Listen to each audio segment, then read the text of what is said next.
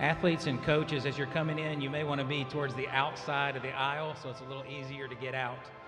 So athletes and coaches that are being recognized may want to be towards the edge so you can get out a little bit easier.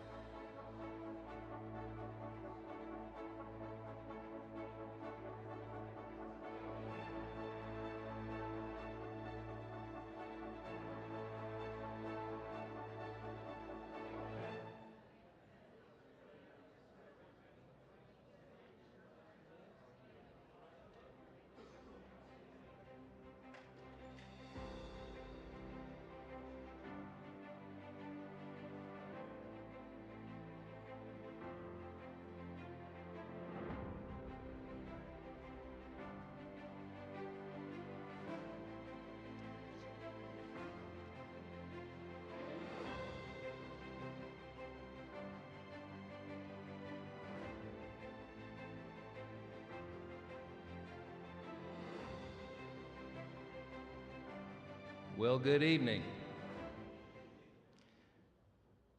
Please stand for the presentation of the colors by the Navy JROTC from East Hall High School, and I ask that you remain standing for the national anthem sung by Chesty High School junior Emma Peak, Vice President of the Chesty High School Chorus Club.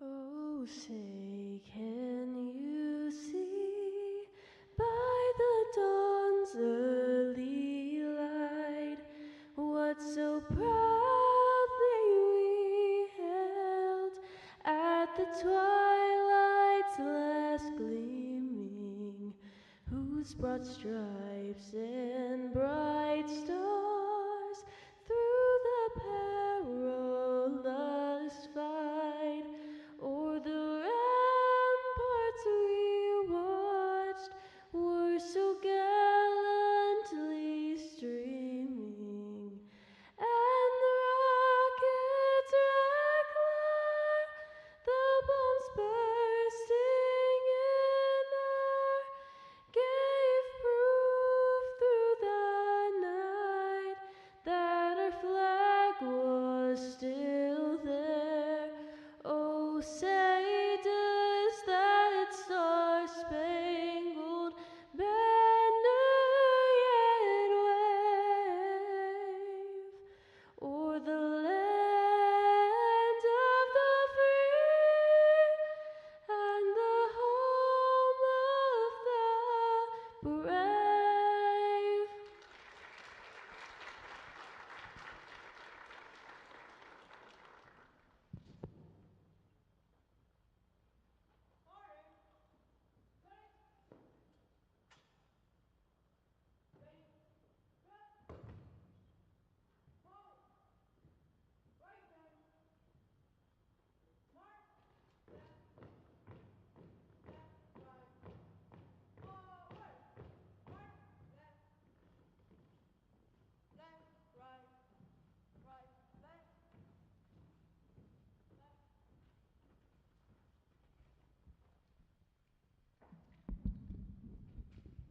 Thank you. You may be seated.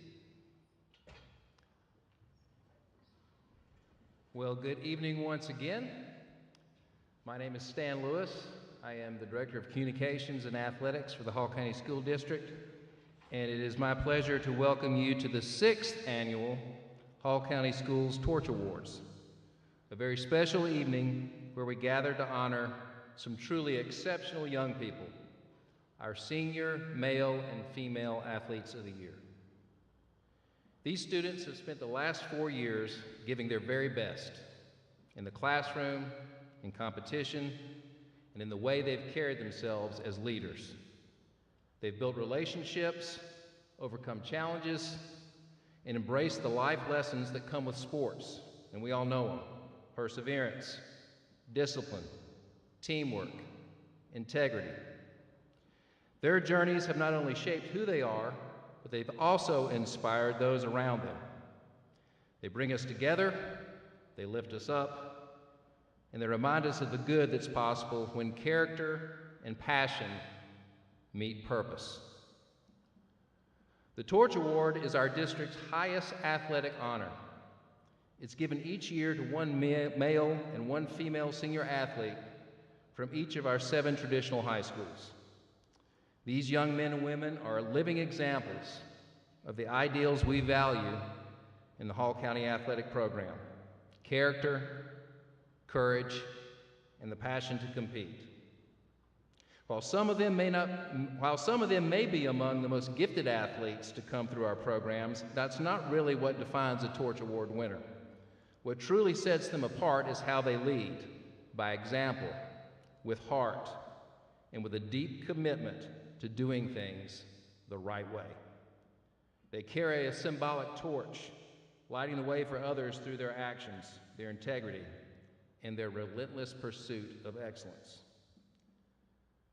Before we begin tonight's ceremony, I would like to recognize a few people that made tonight possible. First of all, thank you very much to Chestatee High School Principal Christy Cantrell and Athletic Director Dave Bishop, along with their incredible team for hosting tonight's ceremony. Please give them a round of applause.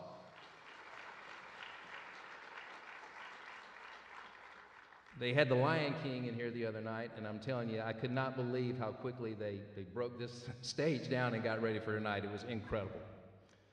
A special thanks also to Stephen McIntyre and the talented student media team at Chestatee for handling all of tonight's audio and video production. They've been incredible. Thank you, Stephen. Thank you, kids. Let's give them a round of applause. The programs and the invitations that we use, those were printed by Grayson Anthony in his graphic arts department over at Johnson High School. Please give Grayson a round of applause in Johnson High School. And I want to thank my team of athletic directors, middle and high school level, who worked hard to help coordinate this event and put it all together. Special thank you to them.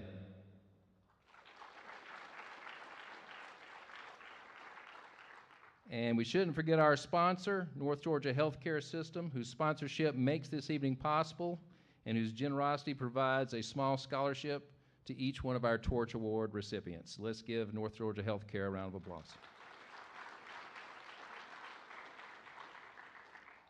And finally, we couldn't recognize these students without also recognizing the coaches who have mentored, supported, and believed in them every step of the way.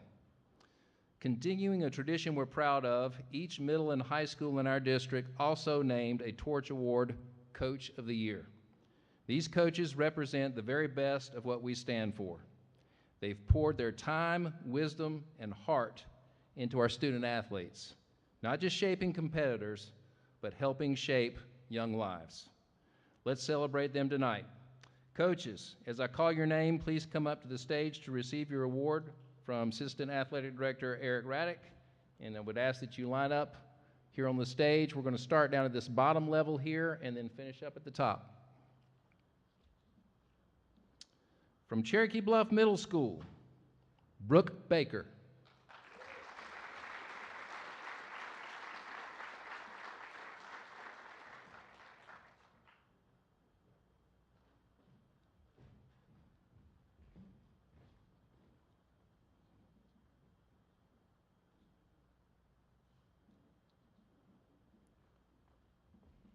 From Cherokee Bluff High School, Cassie Scott.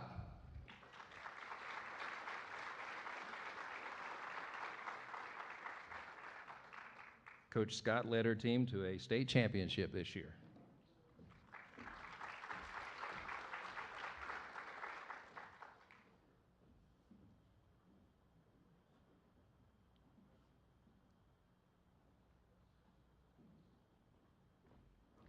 From Chestatee Academy, Micah Mills.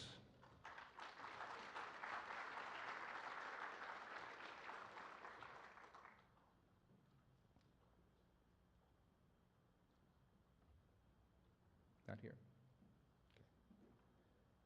From Chestatee High School, Stuart Cunningham.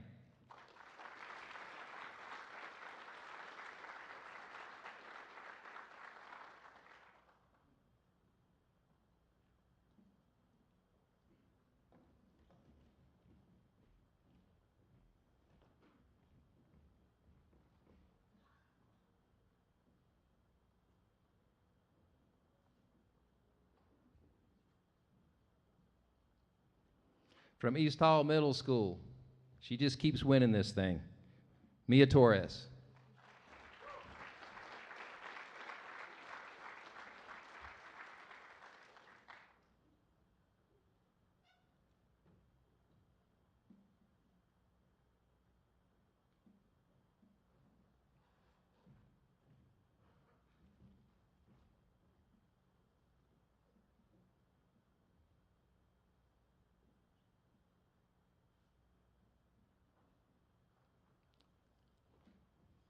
From East Hall High School, basketball coach Joe Dix. Joe is not feeling well tonight, so East Hall High School Athletic Director Adam Rich will be accepting on Joe's behalf.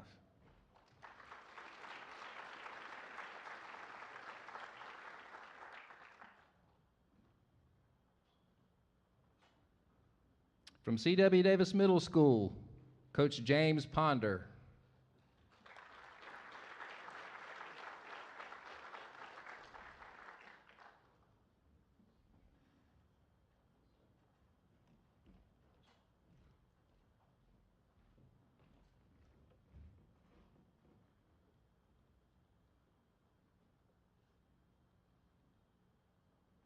From Flowery Branch High School, Ashley Lewis.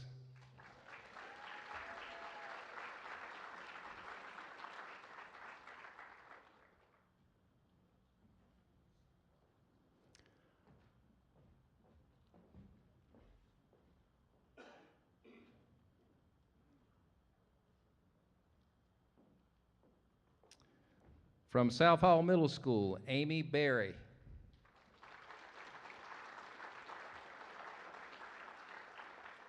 Okay, I'm going to embarrass Amy a little bit here. She is a former student of mine at Johnson High School, and she was a Torch Award winner as a senior athlete at Johnson High School in 2020, and now she is receiving this award as Coach of the Year. So a two-timer up here, Amy Berry.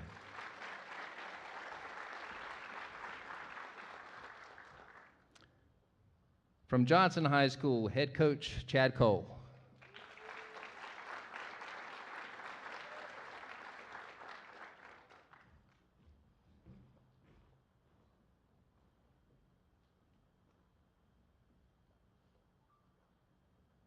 Still in the weight room, Coach Cole.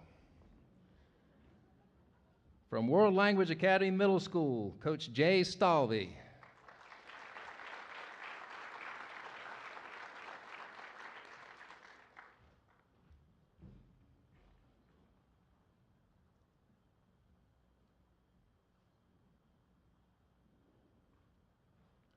From North Hall Middle School, Sarah Riddle.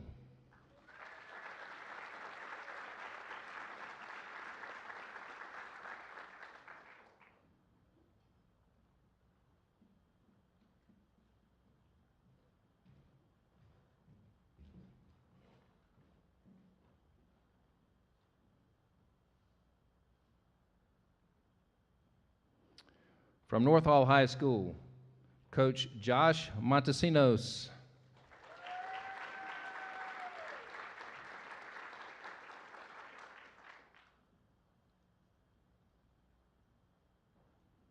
Coach Montesinos led his wrestling team to a runner-up position in the state tournament this year.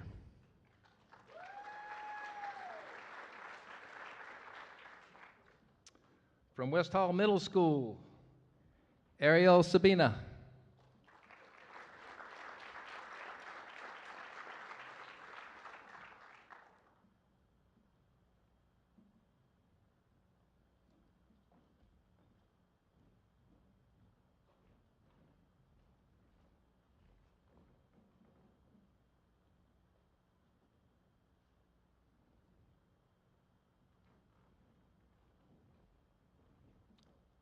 And from West Hall High School, head coach Chuck Graham.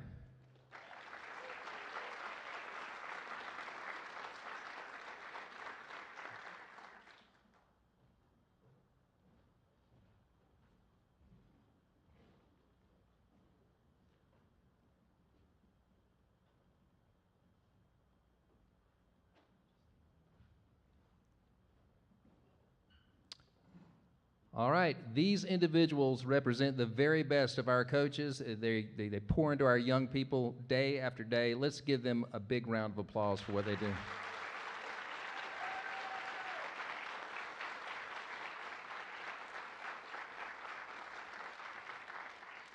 All right, coaches, y'all can have a seat.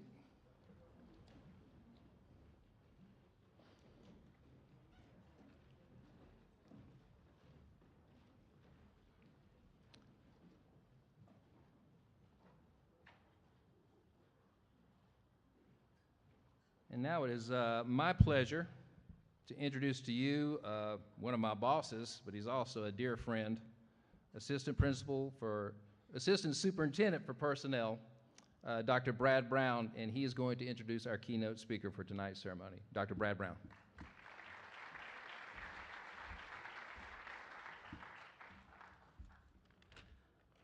Good evening. I tell you, I don't know when I've been more excited to introduce someone to you today as I am. So I'll go ahead and get started. Charlie Culberson is a former Major League Baseball player known for his versatility, his clutch performances, and professionalism both on and off the field. A native of Rome, Georgia, Charlie was a standout athlete at Calhoun High School before being selected in the first round of the 2007 MLB draft. Over nearly 2 decades in professional baseball, he played for several teams, including San Francisco Giants, Colorado Rockies, Los Angeles Dodgers, Texas Rangers, and most notably, our dear Atlanta Braves. Beloved by Braves fans as Charlie Clutch for his timely hitting and hustle, and additionally, he earned a World Series ring during his career and is now a broadcaster for the Atlanta Braves. One of the reasons I'm so excited to introduce him is I had the pleasure of being Charlie's principal during his 4 years at Calhoun High School. And I watched him grow, literally and figuratively, from an innocent, young 5'4" freshman into a 6'1" incredible leader and young man. And I can tell you this without hesitation, that he is the best high school baseball player I've ever seen. He could hit, he could run, field, pitch, he could do it all. And he was a cornerstone of the state championship team his senior year. But as great of a player as Charlie was, he was an even better student. And if every student had been like Charlie, I could have just stayed home and phoned it in. He was an even better person. I have no doubt that if the Torch Awards had existed when he was in high school, he would have won that award as well. He is a devoted husband to his wife, Sarah, and their 3 kids, and we're honored to have her with us this evening. And he continues to inspire through his character, his work ethic, and his love for the game. Charlie is, in every sense of the word, a class act. Charlie will come speak after the highlight video, and to be clear, when I asked him about a promo video, he humbly said, "I'll just put up a picture." But I thought he deserved a little bit more. So with the help of Stephen McIntyre, one of CHS's very own, we have a video that will give you a glimpse of his journey and what his career and his life are all about, and what is most important to him. And it is my absolute pleasure to introduce to you Charlie Clutch Culberson. Final regular man available to pinch hit for the Braves. High fly ball, hit deep toward left center, at the track, at the wall, Charlie walks us off again. High fly ball, belted deep left, Soto back, Charlie walks him off again.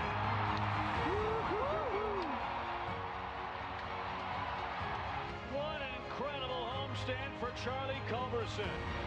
Center cut, and he was in launch mode.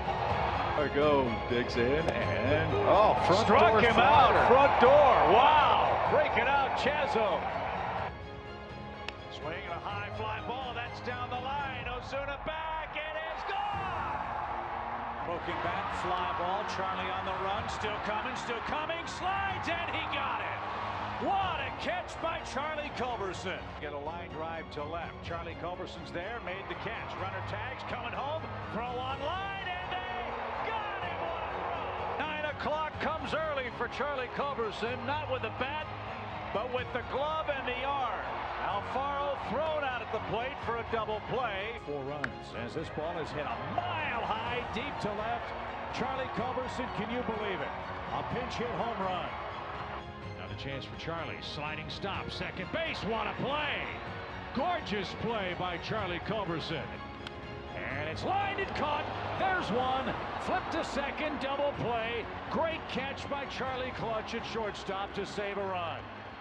Your Atlanta Braves This super utility star is best known for his multiple pinch hit walk-off homers that earned him the nickname Charlie Clutch. Fans, give it up for Charlie Culberson! Charlie swung on a high fly ball to deep left field to Dodger Benfenties. Would you believe a home run? And the Dodgers have clinched the division and will celebrate on schedule.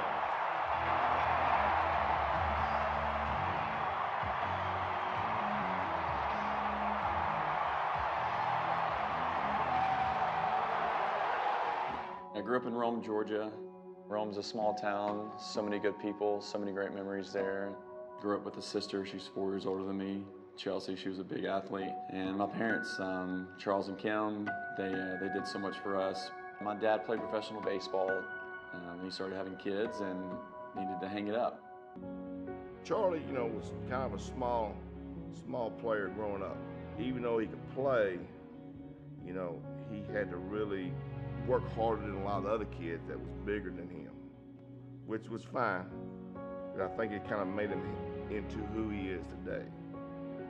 That's what he did, so I wanted to be like him. So he was probably my biggest influence. He was always my go-to coach and still is. If there's something that, I need to ask, then I call my dad because he probably has a good answer for me.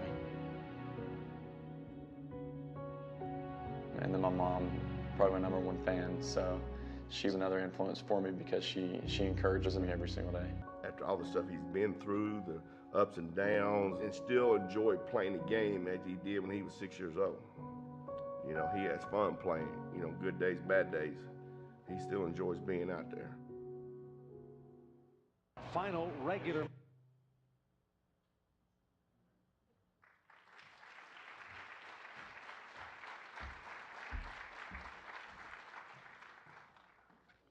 Well, thanks for making me tear up tonight. I wasn't expecting that. Sorry that I'm late. Oh, I don't need this, do I? I have the mic. That's right. I might walk around a little bit. Yeah, sorry we're late. I wasn't expecting the video, but it is pretty cool to see some highlights. It just shows a little bit of the work that went into being a baseball player, and getting a chance to play for the Braves was a lot of fun, so I appreciate it. You snuck that one in on me. Stan Lewis, thank you for having me. And I was doing some research, and y'all started this in 2020, correct?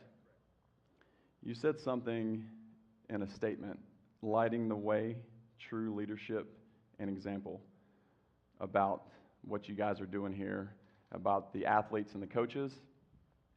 I think it's awesome that you guys started an award like this to develop character in student athletes while igniting the passion and courage to compete. It just shows you that just because, or if you're the best player on the field because of your stats, there's always going to be really good players out there, but we all have to have, we need the character people too. We need the glue guys, the glue girls, to keep teams together, to keep teams around, and to keep teams going. So again, I wish we were here earlier to see everyone get awarded, but I feel like that's probably the best honor that you could receive. Oh, I'm on time. Well, I saw everybody up here earlier, so I'm okay. That was coaches. Okay, good. I'm glad we're here. I'm glad we're here on time. As a parent now of 3 kids, I feel like we're always running late, right? That's us. I'll admit it. We're running late a lot. But again, you guys saw a little bit about me, heard a little bit about my story. Growing up in Rome, Georgia, my parents are great. They sacrificed a lot for myself and for my sister Chelsea. Sometimes even driving an hour and a half one way to practice, south of Atlanta from Rome, Georgia. Looking back on it, I think that's pretty crazy, but my parents loved doing things for us because we had a love for the game, a love for the sport that we played, and I give a lot of credit to my parents for doing that for us. I eventually moved to Calhoun, where I met Dr. Brown as a principal of mine, and he was right. I was 5'4" as a freshman, and so I was the runt of the litter at Calhoun, and a new school too. A new school for me, it was a challenge. It was meeting new people, trying to fit in. I'm sure a lot of you kids here can attest to that. I feel like it's probably harder nowadays with social media and kind of how life is. It's harder to fit in.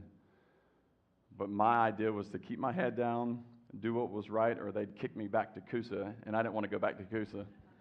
Funny story off of that. We have East Hall on here? Okay, so I was in 7th grade at Coosa Middle. My sister went to Coosa High School. We drove and we watched Coosa play East Hall High School in the Final Four. And anybody remember the Causey brothers? Matt and Mark Causey? So that's all we heard about was Matt and Mark Causey. We had a chance to see those kids play, and it was pretty impressive. We ended up losing one of our guys, Mike Dean, shot a three-pointer too late, and they said he didn't make it before the buzzer, and the refs ran out of the gym. And so he made the shot, but we were playing at East Hall, so we all know how that goes, right?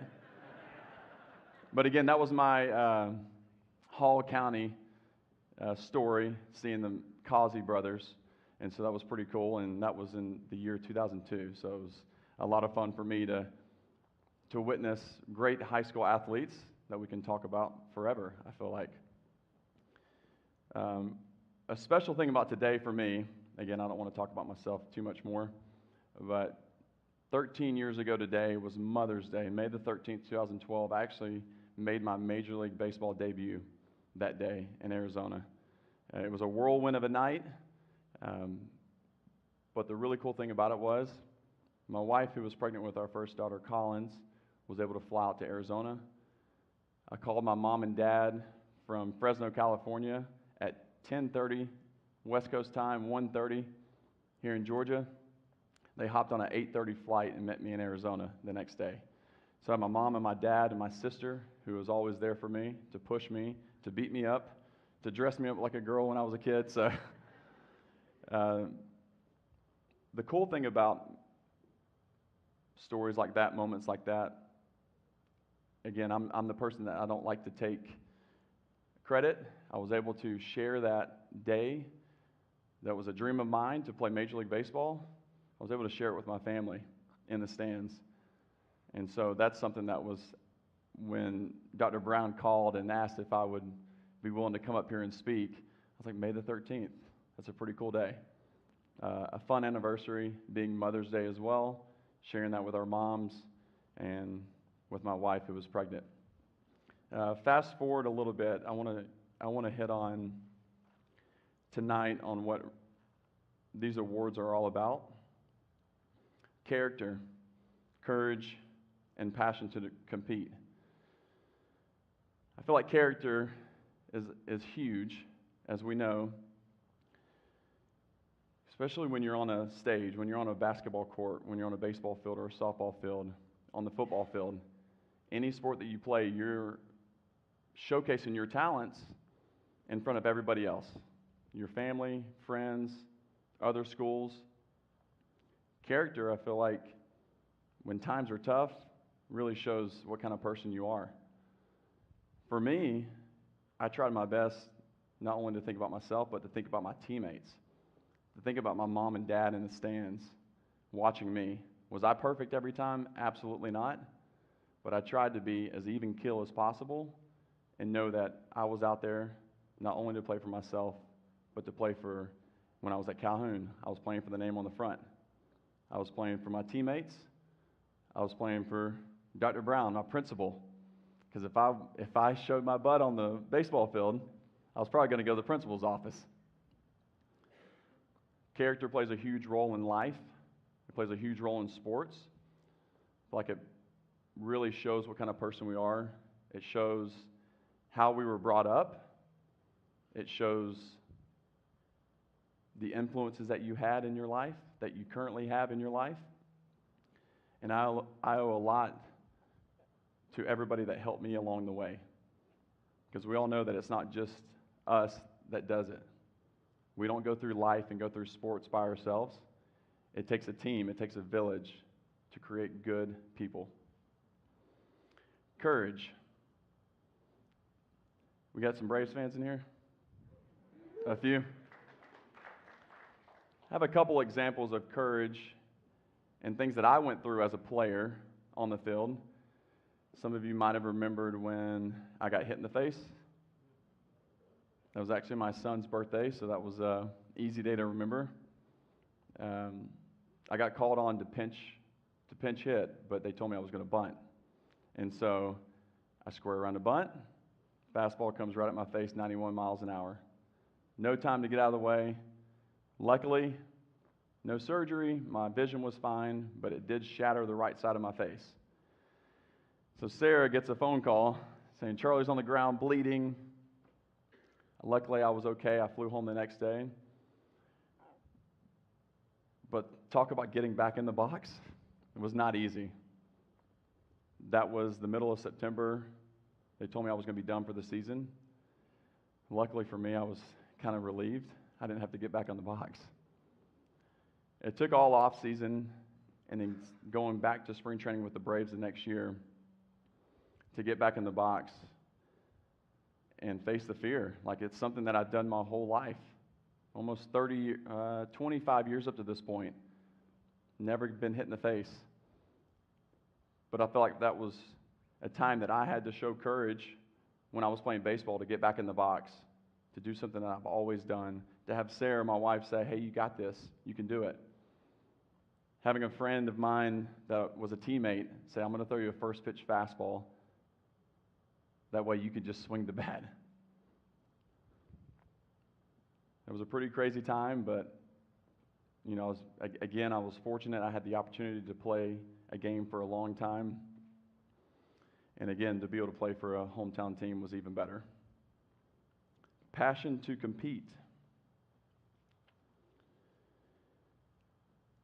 I'll tell a story. I've told this story a few times. We all like wearing our jersey, correct? Is it tough to take the jersey off? I see some head nods. But the reason why it's hard to take that jersey off is because we love the game, we love the sport, we love to compete. Every year at the end of the season, especially when I was able to play in the major leagues, I would sit at my locker and sit there with my jersey on while everybody else is taking their jersey off. And in my mind, I'm thinking, well, Freddie Freeman's going to keep playing. Nick Markakis is going to keep playing. Clayton Kershaw had a chance to play with the Dodgers for a couple years. He's going to keep playing. All these guys that will be able to say, hey, I'm done, when they take their jersey off for the last time, they know they're done. They had that luxury. I was a player that did not. In my heart, I knew that I loved the game and I loved to play. And taking that jersey off was hard. It was really hard because I didn't know becoming a free agent, not knowing if I was going to be able to play baseball again.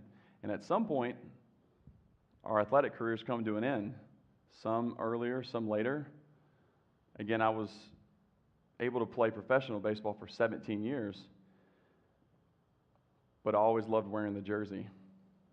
To be able to play for the team on the front, but then I started bouncing around. I was like, I got to play for my name. I got to play for myself and my family. No, I was grateful for every opportunity that I had. And then some of you knew that I tried pitching at the end of my career. I loved it. It allowed me to love baseball again. Towards the end of my career as a position player, I was being told, no, you're not good enough, or you're too old, which is, I feel like I'm still young. I can still do it. But sometimes baseball, other sports, other companies tell you differently. So I started pitching. And the reason why I tried that is because I always told myself when my baseball career as a position player was going to be over, I'm going to try pitching. You don't see too many people do that. But with the support of Sarah and my kids, and my family and friends, for me, it showed that that was kind of a courageous thing to step out of being a Major League Baseball player as a position player. And I signed a minor league deal to go back to spring training with the Braves. Yeah, I signed back with the Braves like 6 times. I don't know why. They kept releasing me, and I signed back. But I had a passion to play baseball. I had a love for baseball and what it has given me over the course of my career and my life. It also allowed me to show my kids that Dad could do something hard. I knew that my back was going to be against the wall trying to pitch, trying to get back to the big leagues as a pitcher when most people doubted me. But it was fun, and again, it brought out the love that I had when I was a little kid. Because there's times where we play a sport and it gets hard, you don't love it anymore because it's hard and people keep telling you no. That was something that I did for myself too. I was able to go back and pitch until the Braves released me spring training. So, but I tried, and for me as a baseball player, I feel like I gave it all that I had. For me, it was like there was no regrets. There was no regrets in playing baseball. What ifs, or if I should have done that. I was almost telling myself, hey, I'm putting it all in. I'm putting all my chips in for this. And then now I know that I did all that I could, but then it was time to be husband and it was time to be dad. And so that was something that I missed a lot of, even though I played in Atlanta a few years. Even though we were home, I was never really home. Sarah basically raised our 3 kids by herself. So now that I'm home, I realize I need to go play baseball again because being a stay-at-home dad is not easy. So to all you moms or whoever stays at home, good for y'all. Y'all got the hard job.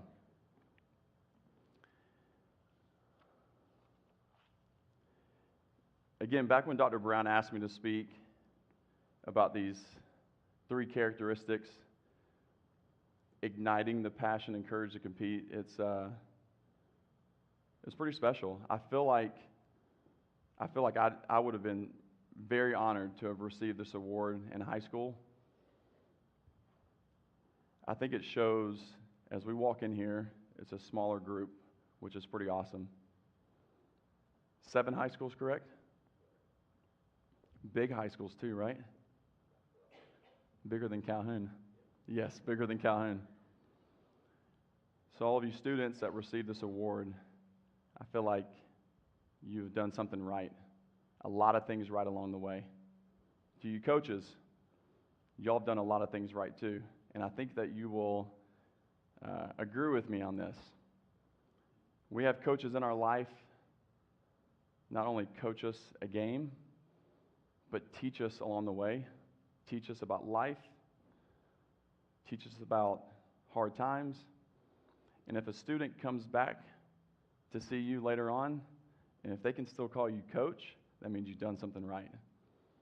And there are still coaches that I have in my phone, and when I call them, it's always Coach Henderson, Coach Navalu, Coach Earl. These are the ones that I knew that were more than a coach to me. They were a mentor, they were a friend, they were like another dad to me.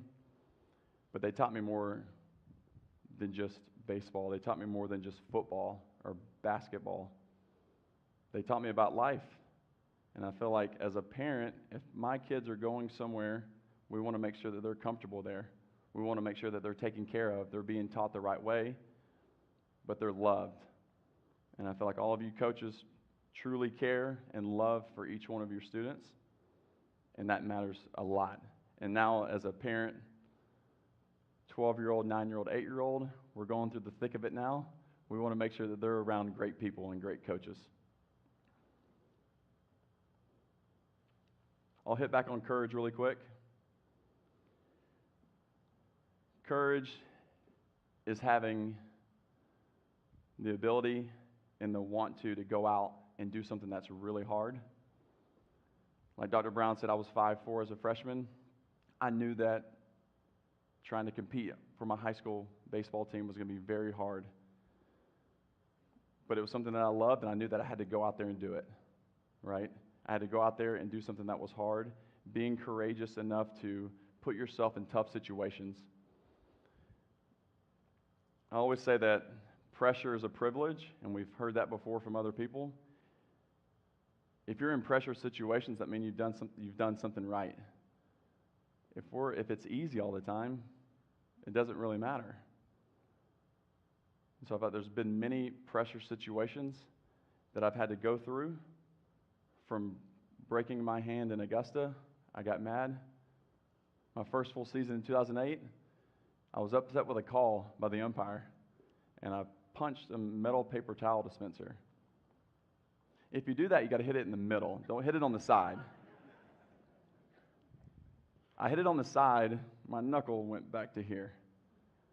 And so what did I do? This is the 9th inning. I pulled it out, kind of somewhat back in place, and I actually played extra innings that night. Ended up getting a hit and throwing a guy out from home or from shortstop to home. Well, after the game, my hand was this big. I had to go in and tell my coach, my manager. And then in baseball, you have field coordinators who are like all over the minor leagues. It's like the head guy over the minor leagues. He was in town. Our hitting instructor, our minor league hitting instructor was in town. So what better time to break your hand and punch a wall when you have like the guys in town? Well, I had to step up. I had to go and tell them that I messed up. Coming back from that was tough, but it was my mistake. It was something that I did. I let my emotions get to me, and I paid the price. But those are failures that we go through and situations that we go through that we learn the most from. Luckily, the next year I went back to Augusta and I met Sarah. So there's a reason why I punched that paper towel dispenser. There's a reason for everything.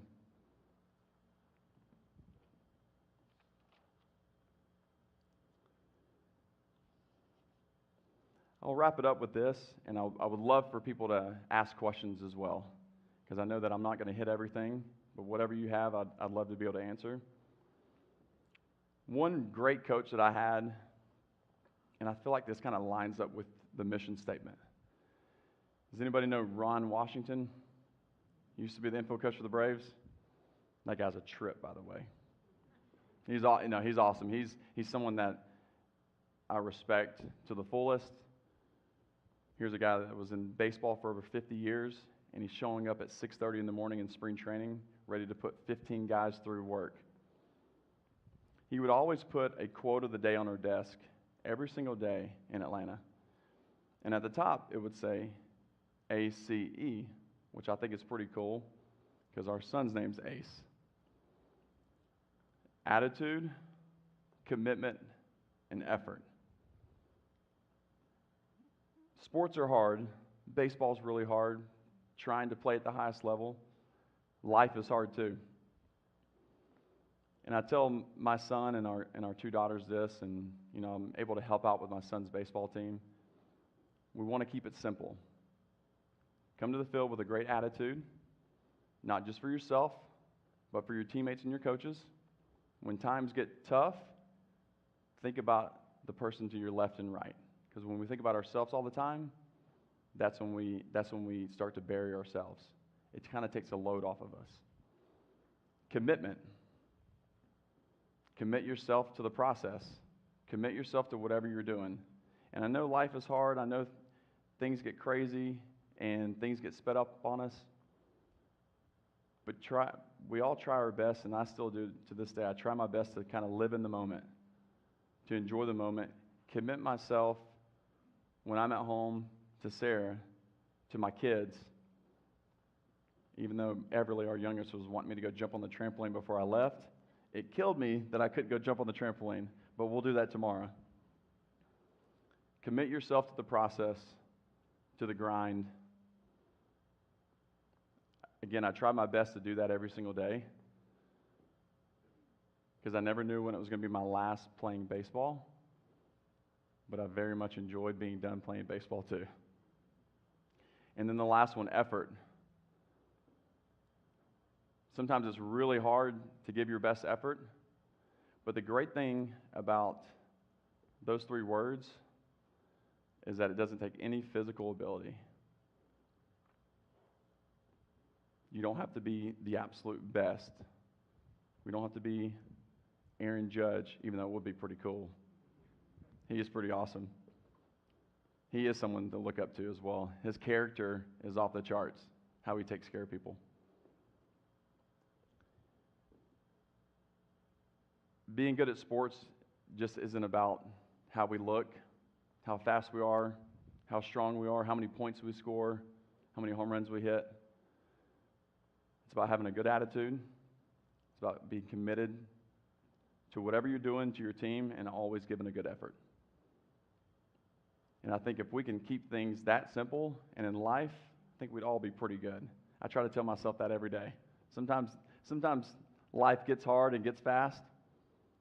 Even though I'm telling these little 9-year-olds, hey, attitude, commitment, effort. No, I'm really telling that to myself. Because it is tough. It is tough.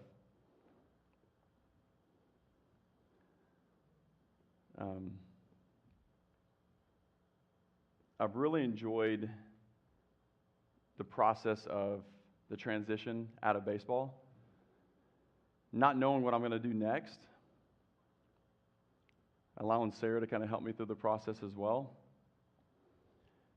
But I always knew that I wanted to do something that I could impact others. I feel like was honestly my main goal as a baseball player. It wasn't to be highlighted on TV. It wasn't to be on ESPN Top 10 or hitting home runs. The thing that I honestly enjoyed the most was being able to connect with fans, was being able to have my wife bring our kids to the field before games and have dinner on a school night, having them come on the road. It was things that were off the field that mattered to me the most. Connecting to somebody that came to batting practice, being able to sign an autograph. And if I didn't, my mom was going to call me, and she was going to get all over me. Every time my parents were with me, they would say, hey, you better sign for that kid. Because they would see a lot of people just pass up kids all the time. And so that was a character thing that I enjoyed. I did not do it to say, hey, look at Charlie, he's doing that. I did it because I loved doing it. I was a kid once before wanting autographs, wanting to meet my favorite players. And it's crazy, those little acts of kindness can go a long way, can help somebody when they're down. So I didn't want to be known as just a baseball player. Honestly, I wanted to be known as a good person, a person with high character. And if you saw me play, hopefully I was one that you could root for, because I tried my best every single day to show passion on the field. And that was one of my main goals as a baseball player, to be able to show that you can be 5'4" as a freshman and still make it.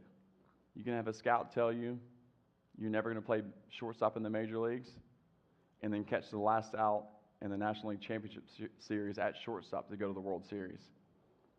Those are moments that were awesome. I enjoyed playing baseball. I enjoyed being able to show my passion to all the fans out there.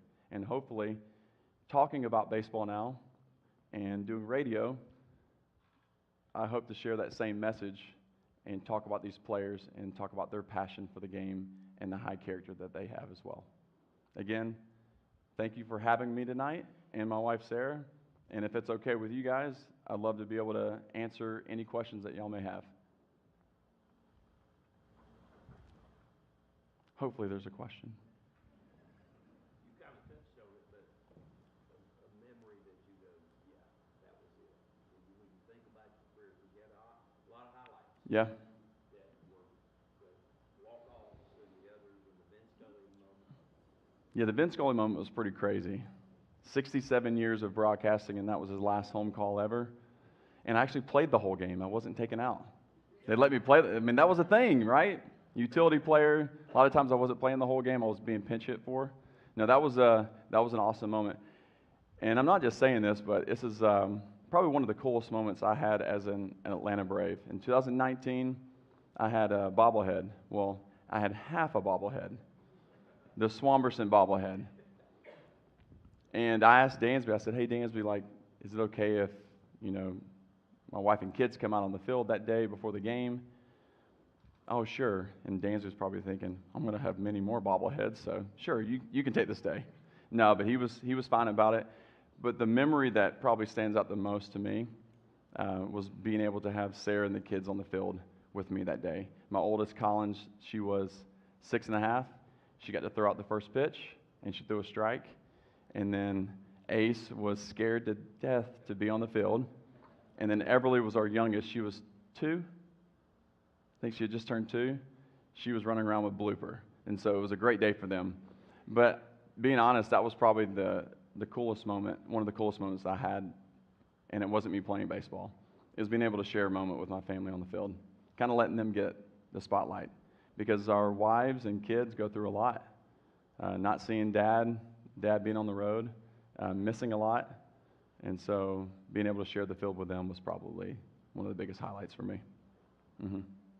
Charlie, what would these seniors are about to graduate from high school and move on to life, and there's a lot of uncertainty. Mm-hmm. And I'm thinking about you leaving baseball behind, going to broadcast now, lots of uncertainty. What would be some advice that you would have? I talk about stories of high school all the time about how much fun we had. You're not getting paid. You don't have some of you might have jobs in high school, but when you're playing a sport, playing for your high school, there really wasn't much better than that. Just being honest, like the highlights and stuff. I mean, it was great, living out a childhood dream, being able to play a game. But a lot of times I was looking over my shoulder, like, am I going to be sent down? Am I going to be released? But being a senior at Calhoun High School, those are memories that are very fond. We actually won our sophomore year, but we lost in our senior year. We won the first game and lost the next 2. So the last 2 games really stung. I think people need to be around these kids, because the kids that are getting the awards tonight, they've done something right. Surrounding yourself with good people with the right intentions. I did not go to college. I signed to go to Kennesaw State, but was drafted out of high school, and so I didn't have the college. I didn't go to college, so I don't really know what that's all about, honestly. But I think just surrounding yourself with good people, people like yourself with the right goals in mind, the right mindset. There's going to be some bumps in the road. Be committed to a good routine. I'm sure routines in college can be different, if I had to guess. Call your mom and dad. Make sure you call them to check in. The transition for me after baseball, I feel like I had to think about what's next for a long time. Had a back surgery in 2015. Didn't know if I was going to play again. So I was always thinking about what I was going to do next. Baseball was kind of like it for me, something I loved. But I think, again, just going back to it, just surrounding yourself with really good people, a good, clear mindset. Again, calling your parents, checking in on them because they're probably worried to death about you. I think things change for us with what we want to do, but make sure that you still love what you're doing and have a passion for what you're doing.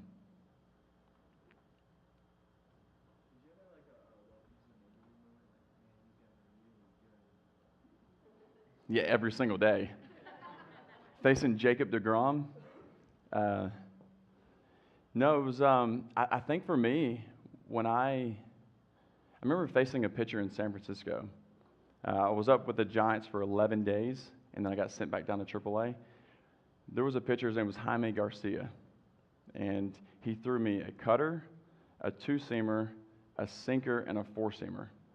So 4 fastballs that moved in different directions, and I'm thinking there's no chance I'm going to be able to stay up here. And I didn't. I went down. But I faced him back with the Braves, and I ended up hitting a home run off of him. Matt Holliday, maybe the same game, I was playing second base. He hit a ball to me. So a right-hander hit a ball to me. It looked like it was going to hit the ground. I jumped and caught it over my head. So these guys were different. They were bigger, they were faster, and I was getting ready for a ground ball, and I had to jump.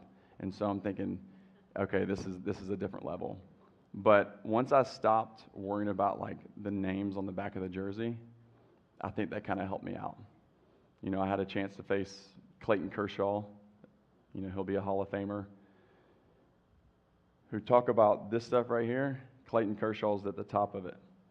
He helped me and Sarah and our kids out during postseasons when we were living out of hotels. They'd let us come over to the house and do laundry. And so here I am trying to compete on the field. Had a chance to I started 3 of the 5 games against the Cubs in the National League Championship Series at shortstop. And when we go back to LA, we're doing laundry at the Kershaw's house because we had 10 suitcases or something like that. So that was an example of someone I wanted to hit on, so thanks for asking that question. But yeah, I think just knowing that you belong with whatever you're doing, we're going to doubt ourselves, but until we realize that, and for me, it was just a game. Those guys are just better because they're just more consistent. That's it. And so facing guys that I looked up to when I was younger, it's like, oh no, they still got to throw the ball over the plate. But some of them I still couldn't hit because they're still too good. That was probably my aha moment, I think, when I realized that I did belong. That all these guys went through the same thing that I went through. Some are better, some weren't as good, but the ones that weren't as good that were able to stay at that level for so long, it's because they believed in themselves. And they believed that this is a game and that they belong there.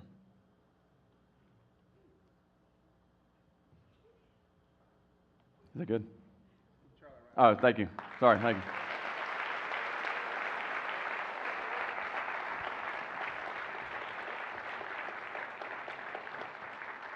Appreciate it. Thank you.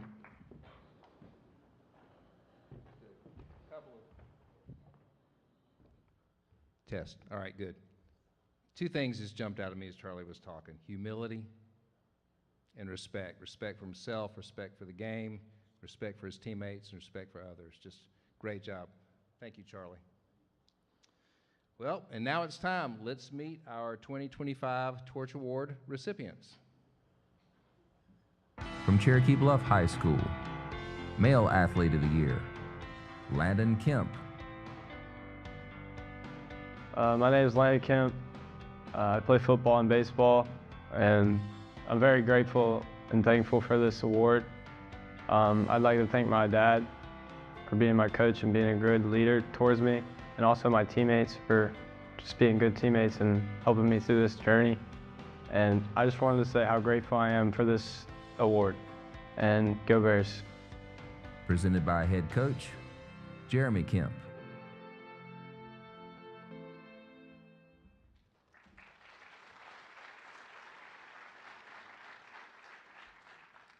I'm way better looking than Jeremy Kemp, just in case y'all are wondering. Obviously, Coach Kemp wasn't able to be here tonight. Our baseball team, along with Landon, they're playing in the Final Four right now down in Peach County. I'm Coach Tommy Jones. I was Landon's football coach and have the privilege to be here tonight to talk just a little bit about Landon Kemp and who he is, both as a player and as a person. But before I do that, I just want to say, events like tonight, these Torch Awards, I've had a chance to come to multiple of these awards, are what makes Hall County such a special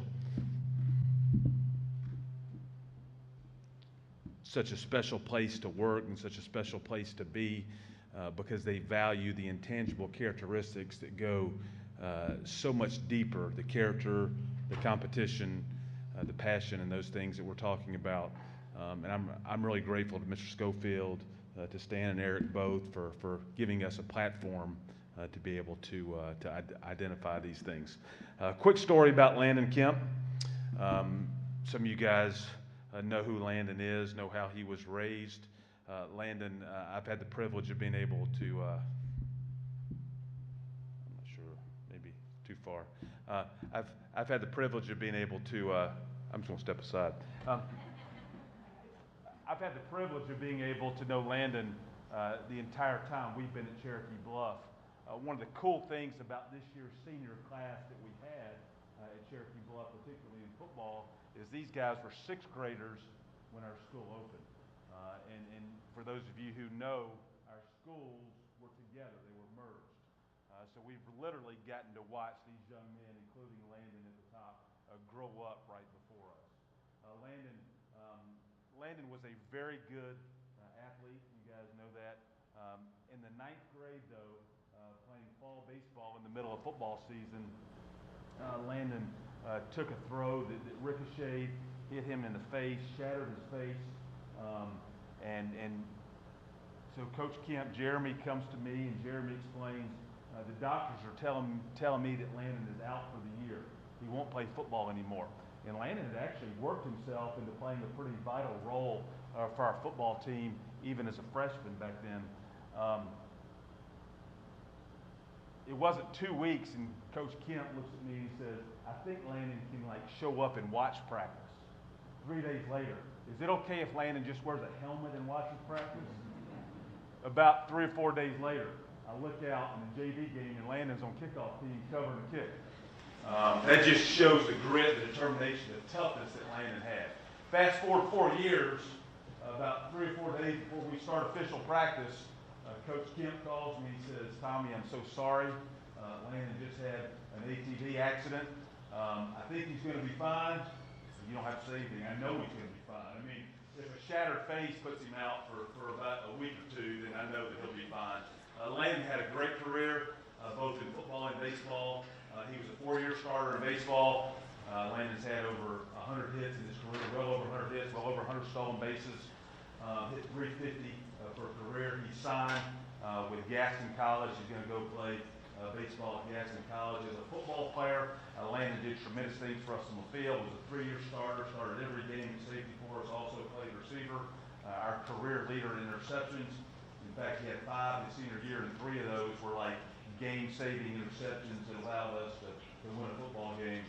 But those only tell a small picture of who Landon is. Like I mentioned earlier, it is the intangible characteristics that Landon has, his grit, his determination, his mental toughness, his ability to overcome and persevere. I mean, they're exactly what these awards are all about. I can't say enough good things about Landon Kemp, and I'm really proud to be able to be up here tonight. Called out of the bullpen to be able to come and to be able to share a little bit about him, because Coach Kemp wasn't able to be with us. But Landon Kemp, well deserving of this award.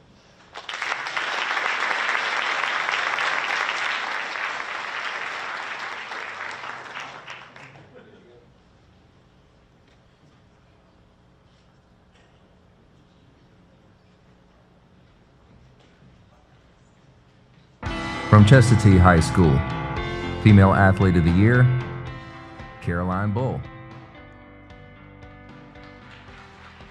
Hi, my name is Caroline Bull and I play basketball. I'm super grateful to receive this award and I'm honored to represent Chestatee in its athletics.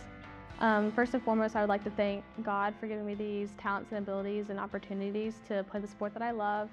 I'd like to thank my family for always supporting me, all my coaches I've had, especially Coach Shirley, for guiding me through the sport and helping me to be the best person I can be. And I want to thank my friends, my teammates, and the community for the overwhelming support.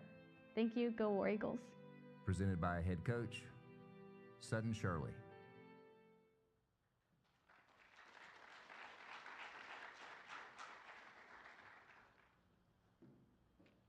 All right, so first the easy part for Caroline. Caroline has been to the state track meet twice. She's been to the state cross country meet 3 times. She was able to play in the state basketball tournament all 4 years of her career. She scored 1,198 career points, slightly less than what her mom accomplished a few years ago. She hit 241 career three-pointers. They didn't keep that stat historically before I got here, but it's the most that anyone I've ever coached has hit in a career. She's a part of the winningest class basketball-wise in Chestatee's school history. with 89 career wins. She's won a Lanierland tournament. She's won 2 region championships. And she has incredible accomplishments sports-wise. I'm going to tell 3 stories, and she's going to be really mad about 2 of them. But she made me do this, so that's perfectly fine, my revenge. First, her passion to compete. When I got the job at Chestatee, similar to the Cherokee Bluff story, Caroline was going into 6th grade, and I remember meeting with some of the middle schoolers and doing a workout with 5th, 6th, and 7th graders at the time. So she's 11, something like that, 10 or 11 years old. And when we got done, she wasn't the best basketball player. She wasn't the biggest kid. She wasn't the most athletic at the time. But when we were done with it, I looked at the other coaches and I said, who is that? And it was all because of her competitiveness. It didn't matter what we were doing. She wanted to be the best at it. She wanted to compete. And she has strived to do that for the last 7 years, whether it be track, cross country, or basketball. So the passion to compete, she definitely has. Courage, her freshman year, 14 years old, we were playing a really big game that was impactful in our state playoff standings. And Caroline was our 6th man that year. And I looked at her and I told her how important it was for her to go in the game and guard the other team's point guard. Deshauna Foote, I'll never forget her name, Cedar Shoals. Said, you have to guard this girl. You have to shut her down. You've got to stay in front of her. We've got to limit her. Well, the plays keep going on. She's sitting at the scorer's table, and when it becomes her time to sub in the game, we end up on offense. And she is guarding Deshauna Foote very, very well, even though we're trying to inbound the ball. So she quickly got taken out of that game. There was a lot of people in the stands. It was right here in our gym. And she was talked to very firmly when she got to the bench. And for a second, I thought, oh gosh, I've lost her. She's 14. I've just, I've got her pretty good in front of a lot of people, that kind of thing. We win the game, and we're playing in the first round, and because of some unluckiness, we're playing the number 5 team in the state, and we're down early. Caroline goes in the game, and I have no clue what's about to happen. I think it was our very next game. If not, it was 1 or 2 games after the playing defense on offense or offense on defense situation. And she immediately goes in and she bangs in 2 threes, gives us our first lead of the game. It energizes the crowd, and we go on a win. And to have the courage as a 14-year-old to not be afraid of the moment and go and do that thing is another thing that makes Caroline special. Last, her character. She's not going to like this one either. So her senior year, we're kind of progressing. Her senior year, we're in the Lanierland finals. I'm sorry, Miss Scott, you won a state title, so I can throw a jab. So we're in the Lanierland finals, and it's 47-47. There's like 9 seconds left, and I went back and listened to the radio call afterwards, and Chad Pittman is saying, Caroline gets fouled. She's going to the line. I'm kind of relieved. This is going to be awesome. Caroline's going to hit these 2 free throws. She scored 1,000,000 points, and we're good. And she proceeds to miss the first one. And Mr. Pittman on the radio is like, oh, well, this second one's going to be a little harder. And then she misses the second one. And as soon as she shot it, she knew she missed it. She goes with a ton of effort, deflects the ball off the other team. We keep possession. And she comes to the bench, and she's mad. But she knows that we still have 8 seconds left or whatever it was left to play. And we end up being able to draw up a play. Caroline is a complete decoy, and her freshman sister, Allie J, ends up being able to make the game-winning shot. And at the end of that game, I've coached a lot of kids, and a lot of kids that have been very successful.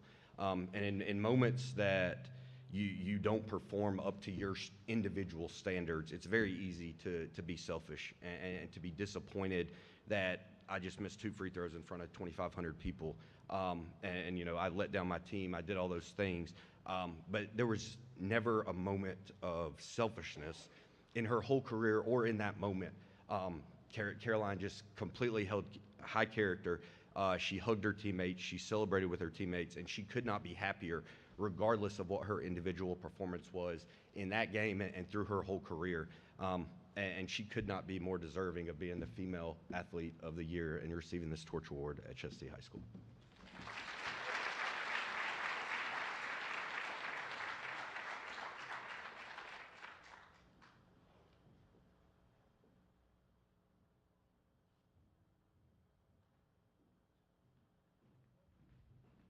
From Johnson High School, Male Athlete of the Year, Trey Gouget. Hey, my name is Trey Gouget, and I'm captain of the wrestling team, captain of the football team, and I also played tennis this year. I am very honored and privileged to receive this Torch Award this year, as my senior year. And I would like to thank my wrestling coaches at my club, OSO, my coaches here at Johnson, Coach Cole, and I would like to thank my parents very much for supporting me throughout my career. And I'm glad to continue it this year or next year at Life University. Go Big Blue. Presented by head coach Chad Cole. Good evening.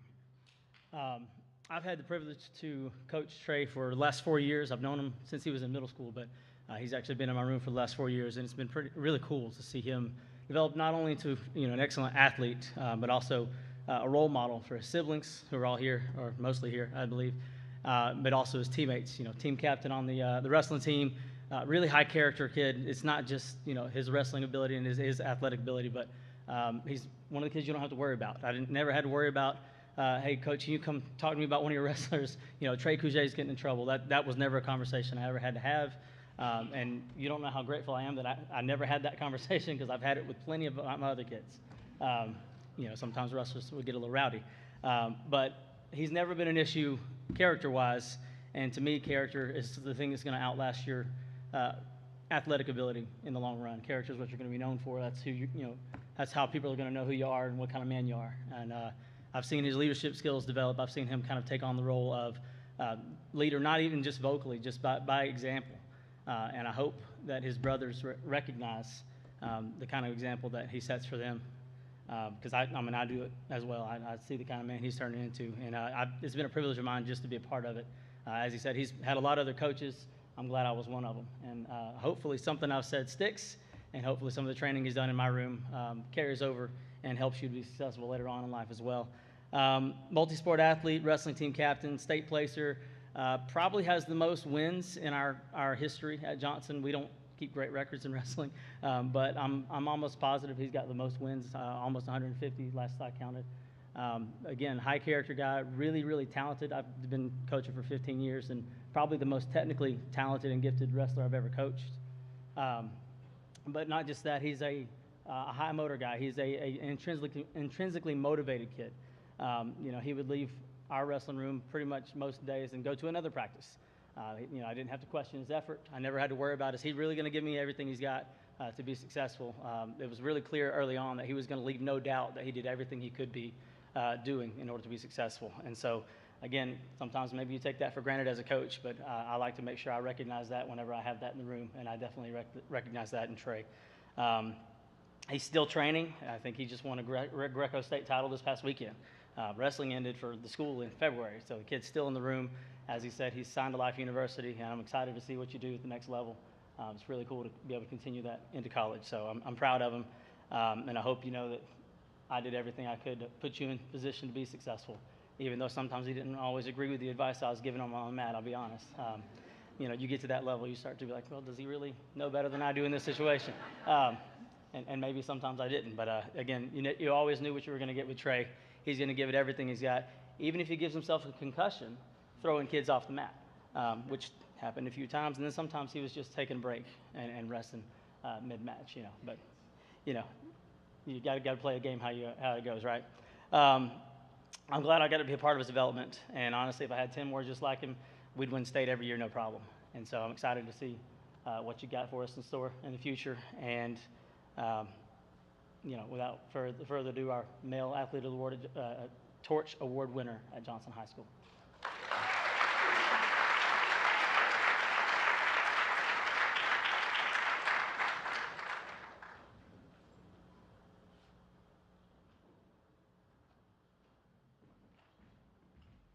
From Eastall High School, Female Athlete of the Year, Serenas Urazar. I am honored to be awarded this award.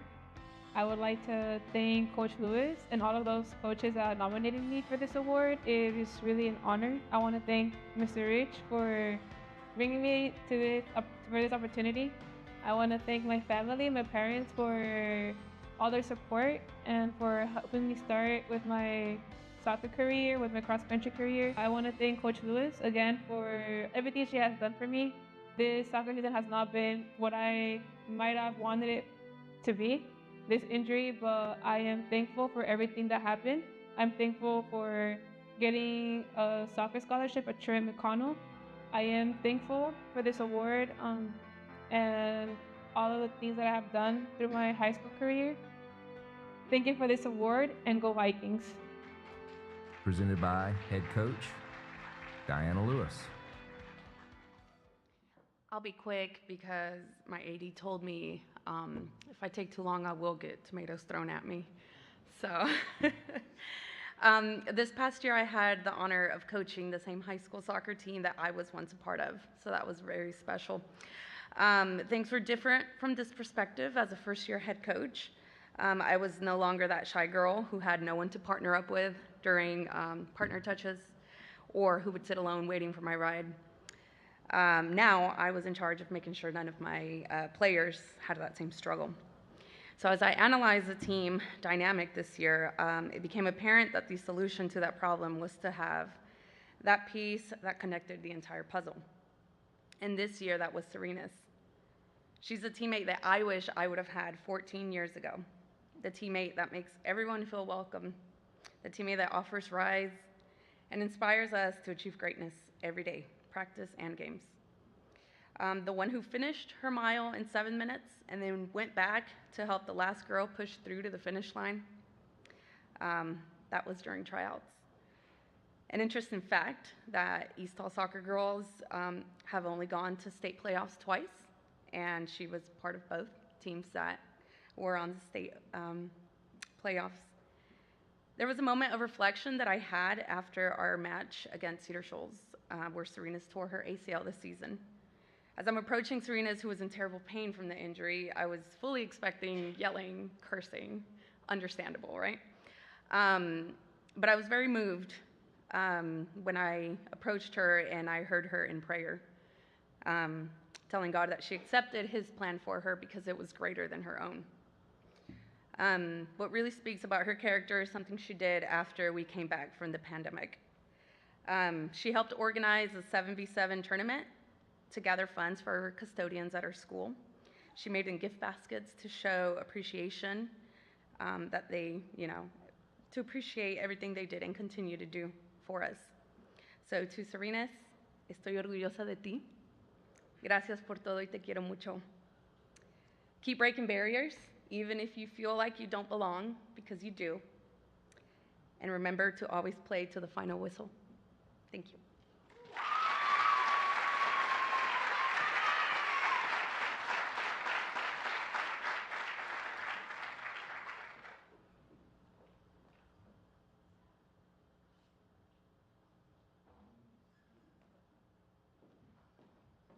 From North Hall High School, Male Athlete of the Year, Charlie House. I'm Charlie House. I play football at North Hall High School, and I'm so thankful to be the recipient of the Torch Award from North Hall as a male athlete. This award means a lot to me because it shows how much the fruits of my labor have really come together and came to fruition. This couldn't have been possible without my mom, my dad, my coaches, the players who came before me, and the players who came after me, who poured into me, and then I got to pour into them. That's really what this award means, is just being able to pour yourself into other people. Thank you. Go Trojans. Presented by head coach Sean Pender.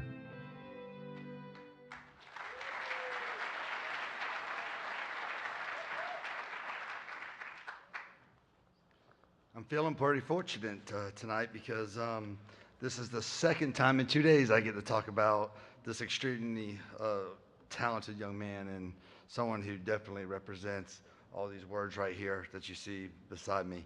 Charlie was able to sign with Augustina, right? I said it correct? Augustana, to play football up in near Chicago, Illinois, and we were up on stage just yesterday morning celebrating some of the things he did. But tonight we get to recognize Charlie House as North Hall's representative for the Torch Award, and without question, Charlie embodies what this award really represents. His high character is led by his strong convictions that he has, and in his moral compass. His courage, his extreme courage, his go-for-it attitude.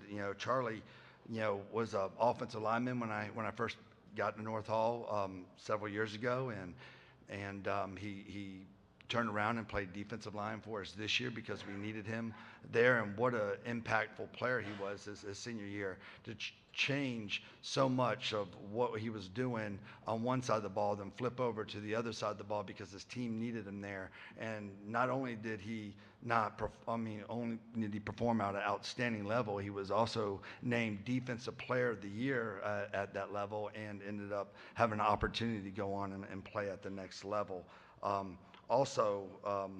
We talk about courage and the extreme courage he has about going for it. Anytime I needed somebody to step up, I'd always ask Charlie. He was a team captain for us, and I would just go right to him. He was my go-to. We're supposed to have we're supposed to be go-tos for our kids, but Charlie was my go-to. If I needed something done, I'd just go to Charlie House and ask him if he can do it, and whether he wanted to or not, he always stepped to the plate and did it. And majority of the times he did want to, and a lot of times that had to do with giving back to the community, and I really appreciate him for that. And then passion, his relentless passion. Give you an example. Just tell you how much he embodies this. In our football locker room, or in the hallway going to our locker room, we have our core values, and our core values at North Hall's football team is effort, attitude, and toughness. And in doing that, we have, with which words mean, like what effort means to us, what attitude means to us, what toughness means to us on the wall. And when we come with the extraordinary effort that Charlie always gives, it meant so much to us that we put Charlie's picture on the team wall next to effort. And what that basically says is, we, talking about us at North Hall, we give relentless effort, and Charlie embraces every one of these words. We choose to give more than the average. We choose to keep trying and to never give up. Relentless effort is part of the culture here at North Hall. Our unfailing belief that focused, consistent effort will yield successful results.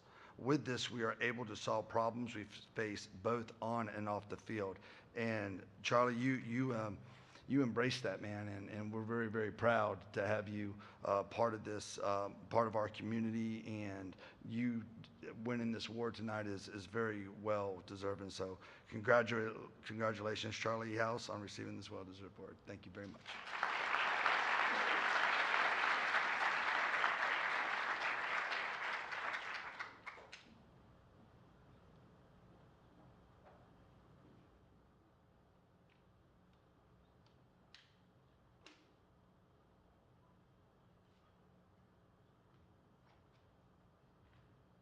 From Johnson High School, Female Athlete of the Year, Skylar Robinson.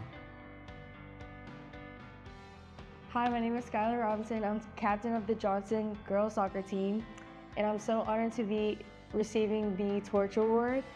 I want to thank my family, teachers, coaches, teammates, and friends for supporting me throughout my athletic journey. And go Big Blue. Presented by head coach Bill Higgins. Sorry, I'm realizing right now that I may need corrective lenses going forward here. So that's new. Okay. The reason I chose to nominate Skylar for the Torch Award is because Skylar's the type of player who I just think we need more of as an example to some of our younger athletes on the team. She never points fingers. It doesn't matter if it's school or sports. She never attributes success or failure to anything beyond what she can control. Often, As many athletes experience, this led Skylar to be exceptionally hard on herself, setting standards for her performance that would never allow her to be satisfied. Even as a freshman and sophomore, I would see her, even after a win sometimes, being visibly unsatisfied by the way she played, despite the encouragement she received from her coaches and teammates. She saw the game how a lot of us coaches want players to see it, as a continual work in progress, always looking forward to improving. As a sophomore, I had no doubt that by her senior year she was going to be a captain for our team. She shows selflessness and a willing to play any position we asked her to play. It was never where she wanted to play, it's where the team needed her. Even if that meant filling in for her sister when she got a red card suspension. Skylar took on any new role without complaints, but just worked so hard for her team. Everyone on the team knew that she isn't the type of player to ever put herself first, and they all respected her for that. However, I know the one thing that will be a forever memory of me for me about Skylar is her ability to express the joy and laughter. She has a very distinct laugh that doesn't only make you want to know what was so funny, but you also want to know why Skylar thought something was so funny. I know every girl that she led on the team this year may not remember her jersey number or her stats or the games that she played tremendous in and excelled at, but they're going to remember how she made them feel forever, and that goes for me as well. It was my pleasure to play a small part in your growth, Skylar, and development as a player, and I know she's going to bring that same success with her to the University of Georgia this fall. Thanks.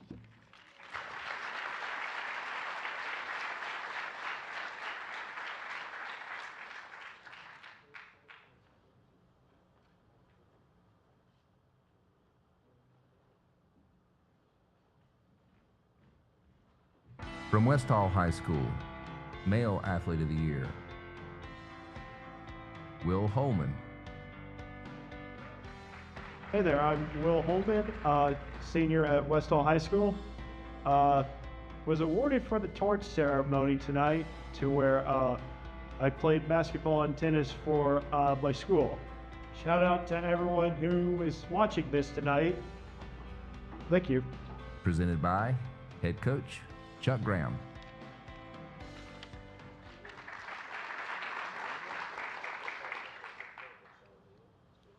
Will Holman.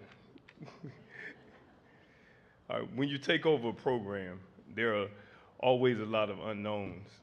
You step into a new situation, hoping to build something special, a culture that lasts, but you're not sure who's going to buy in right away.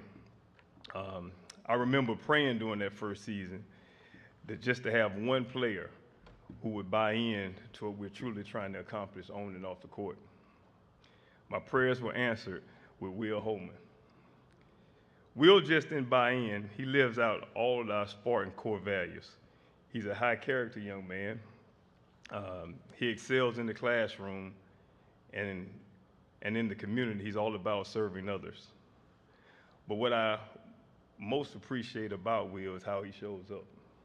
He's always early to practice, he's prepared, he sets the tone in the gym, and he's a great teammate, encouraging others and holding guys accountable. And he also leads by example. And you know, you don't build a program without guys like Will. And he's left his mark in Sparta that goes well beyond the scoreboard. And I just like a couple of stories about Will. He's very loyal. You know, anyone who knows Will, they understand that he's the biggest Georgia Tech fan in the world.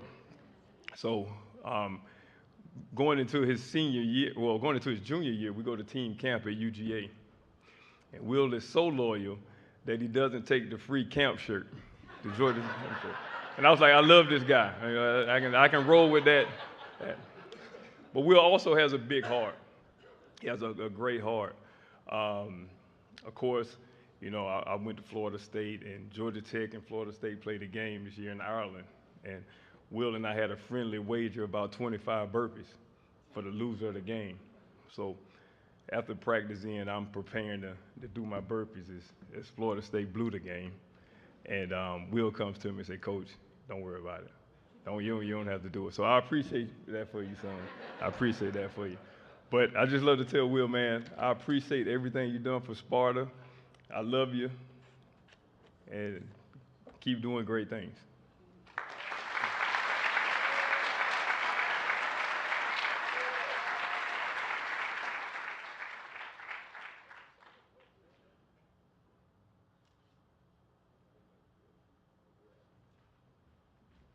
From Cherokee Bluff High School, Female Athlete of the Year, Genesis Gomez. Hi, my name is Genesis Gomez, and I play soccer here at Cherokee Bluff. I want to say thank you to my parents for always supporting me and my family. They've just always been a solid rock for me. My coaches, they push me day in and day out, whether I like it or not, and my teammates, they make it easy to compete, even on the hardest days. And I'm also super thankful for God for giving me the ability to even play in the first place. He never fails to remind me that what I do on the field doesn't matter, because His love for me still continues despite what I do. And I'm just so grateful to receive this award, because it's a big thing, especially in this community. And just go Bears. Presented by head coach Heath Padgett.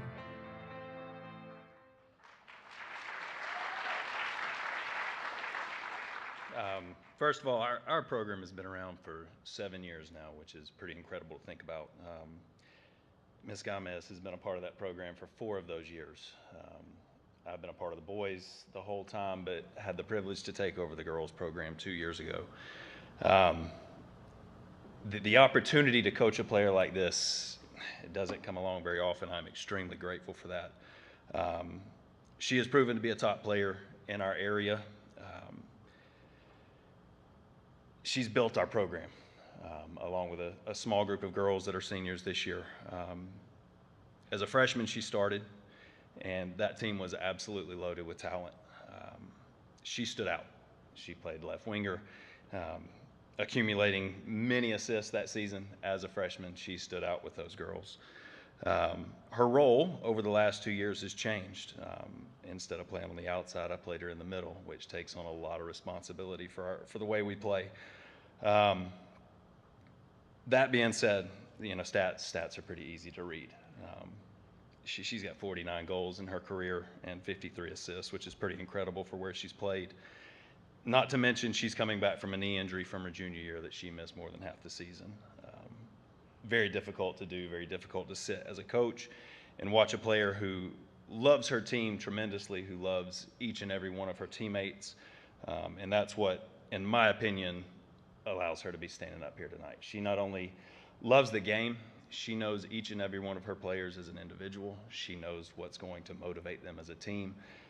And that's why we have been able to be so successful, going to 3 Final Fours in her 4 years at Cherokee Bluff. She's fought through those injuries. She's come back as a leader. She maintains balance with all of her commitments. On and off the field, she'll graduate with a 3.88 GPA, which is absolutely incredible when you take into consideration all of these things that these kids are doing off the field these days. Her love for God, her love for her family, her love for her school, her teammates, and just for life itself. When you show up at a training session and Genesis isn't smiling, you know there's probably something going on. You know if the other players around her aren't smiling, there's probably something going on. But her love for life just shows why she should be up here. I appreciate everything she's put into her program, and she is one of the most deserving players I've ever seen for this award. So, Genesis Gomez.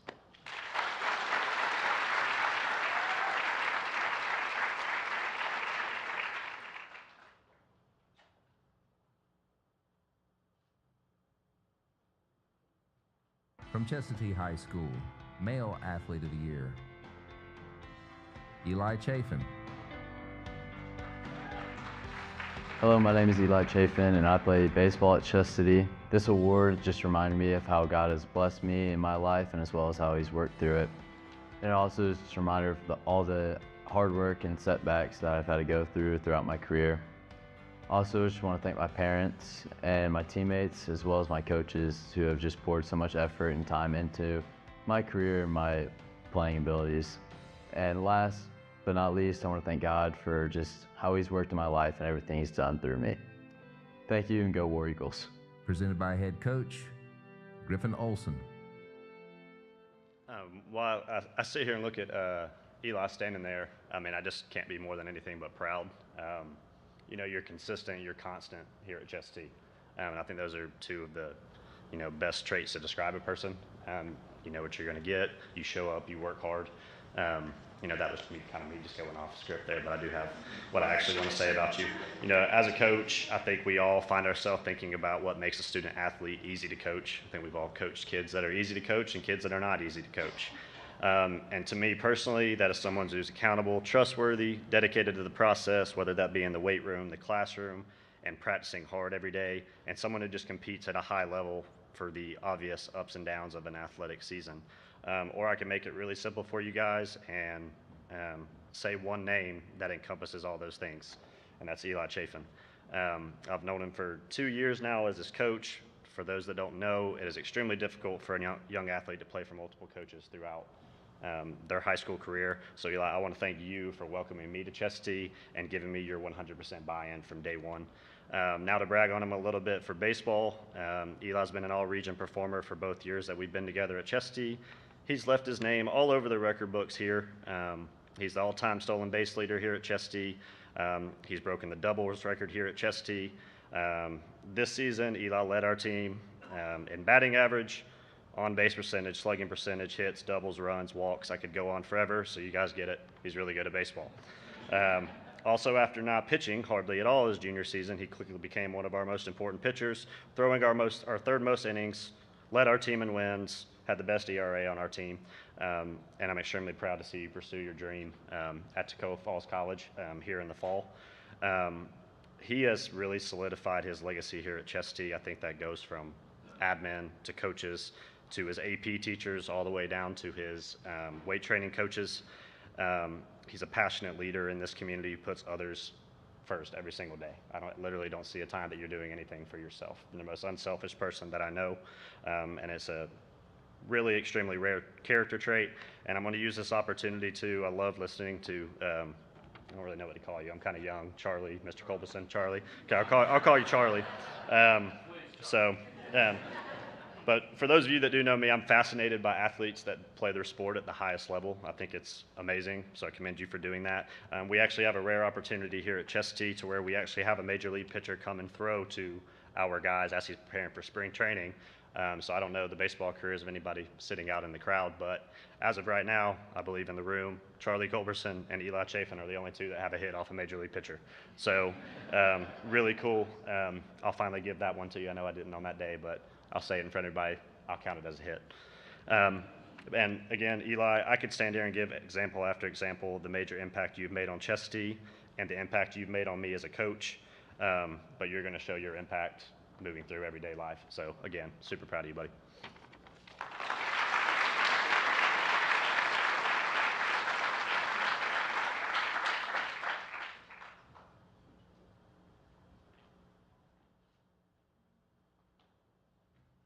From North Hall High School, Female Athlete of the Year, Mary Eloise Timchuk.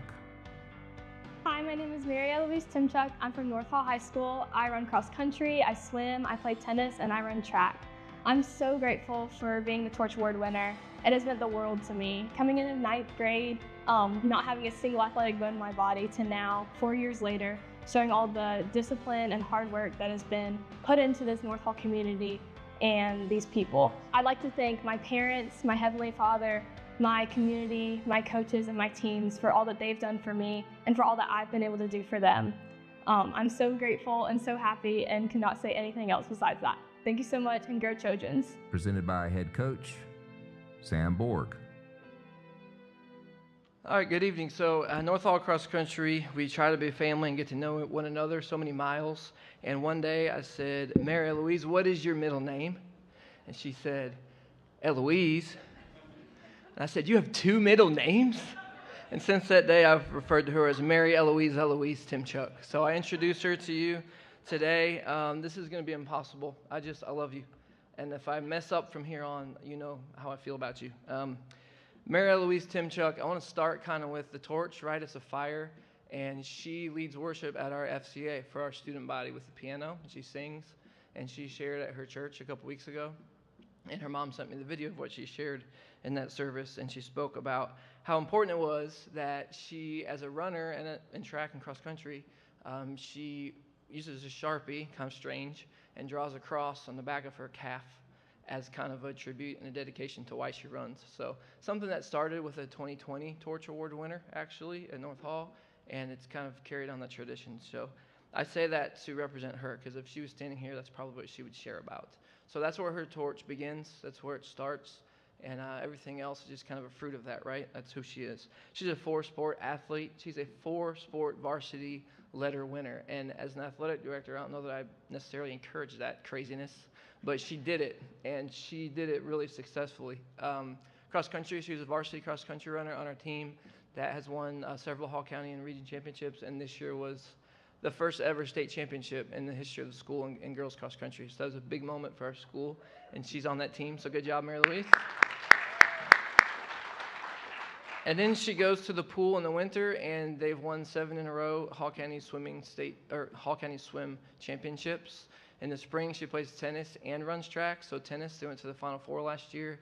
They went to the Elite Eight this year. And then in track last weekend, she was on the state championship 4x800 meter relay team. So she's going to get another ring. So another round of applause for her state championship. Academically, she's a full IB student.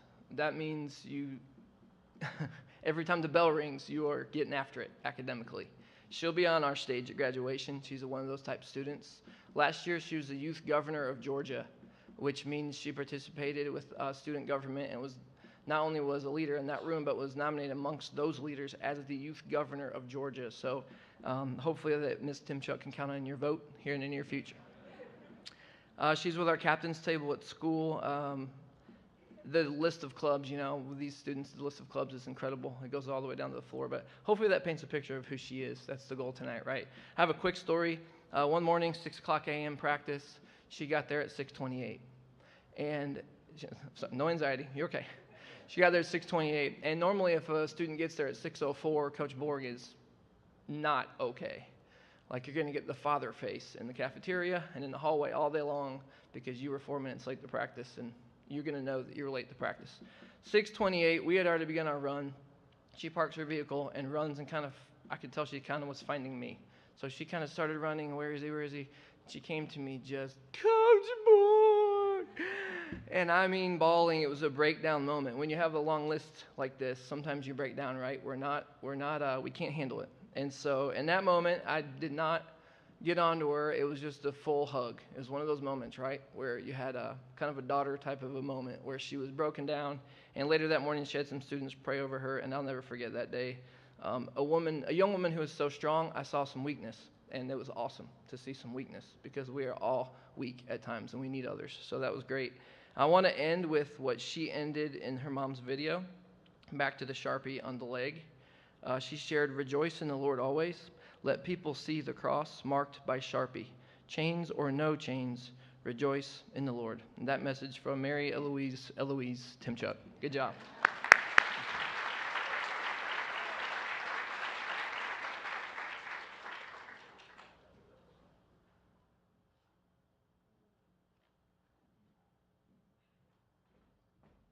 From East Hall High School, Male Athlete of the Year, Sebastian Salache. Hello, I'm Sebastian Salache. I am captain of this year's wrestling team. I would like to thank my coaches, Coach Clayton, Coach Fletcher, and Coach Pruitt for working with me this season, wins and losses. And I'd also like to thank my teammates for giving me a family outside of my house family. I plan on being a game warden straight out of high school, going to North Georgia Tech. And again, I am very honored to be part of this organization at East Hall High School, and I'd just like to thank them for giving me the opportunity to express myself in sports along with my education. Thank you, East Hall. Go Vikings. Presented by head coach Stephen Clayton. Hi, I was incredibly thankful to have Sebastian on my team this year as a first-year coach at a brand new school. We've heard it tonight. You don't know what you're getting into, and first week of conditioning, it was very apparent that Sebastian was the leader of the team. He was the most excited, the most enthused. He was always in the front of the mix, and I was really excited about what I had in him. And then we got in the wrestling room, and I talked to my assistant, and I was like, he's a senior, right? And they're, yeah. He's like, he doesn't know as much as I feel like he should, you know? And come to find out, he was a second-year wrestler. And I think that speaks even more to his leadership ability, which again is what this award is about. He led without abandon, or with abandon, I don't know which one that was. He was the leader, and the people followed him despite only having 1 year experience under the belt. And I think despite his coaching, he managed to go on and become a match away from placing or qualifying for the state tournament as a second-year wrestler, and that is impressive. And I can't say enough about him. When my AD sent out an email saying, "Hey, who are the leaders of your team? Who's the one person to receive this award? Here are the characteristics." He was no-brainer. He was my man. So I'm proud of him, and I'm again thankful. I'm sad that I only had 1 year to work with you, but I'm looking forward to the number afterwards. So, well done, Sebastian.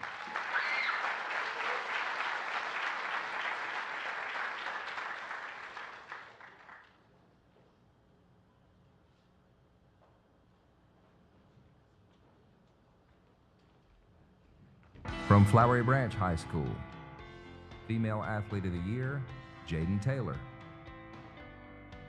Hi, my name is Jaden Taylor, and I cheer on 2 varsity cheerleading teams. I was the captain of basketball, and I'd like to shout out Coach K, Coach Brumblo, and Coach Lawler. I am so honored to have received this award. It really shows that hard work pays off. Go Falcons! Presented by head coach Laura Komanecki.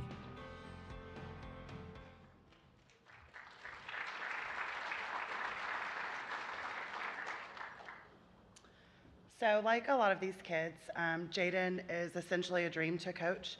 This was my first year, not coaching, but my first year coaching at Flowery Branch. And the first time that I met Jaden was before our season started, and she came in like with a notebook and a whole list of ideas and things, and she was so prepared, and I thought, this is either gonna be my favorite kid ever, or what have I gotten myself into? I don't know yet. And it turned out to be the most delightful thing in the world.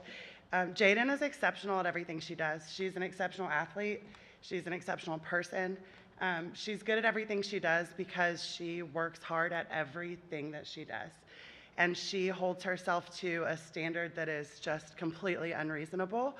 But I've never known someone with expectations for herself as high as Jaden.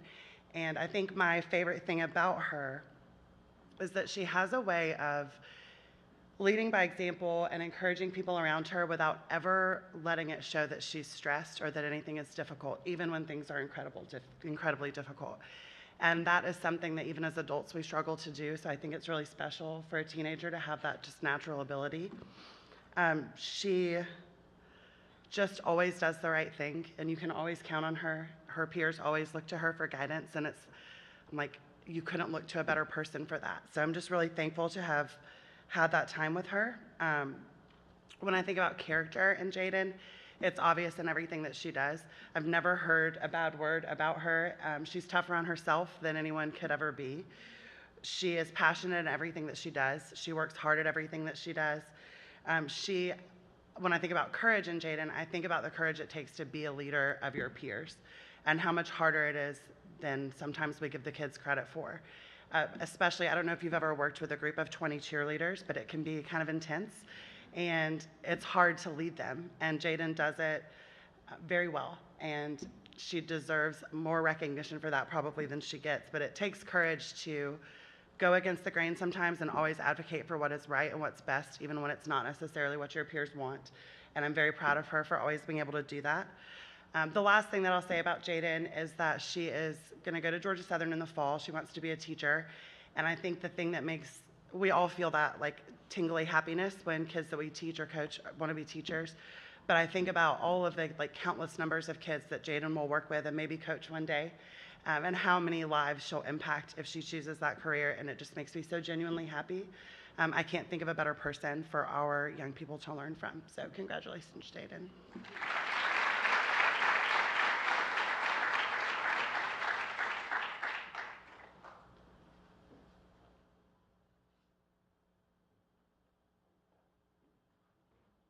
From Flowery Branch High School, Male Athlete of the Year, David Miller. My name is David Miller. I play golf at Flowery Branch High School. I'm going to play golf at Johnson University next year. I thank God for this opportunity to get this award, and I thank my whole family for just being supportive throughout this entire journey. And go Falcons. Presented by head coach Kim Satterfield.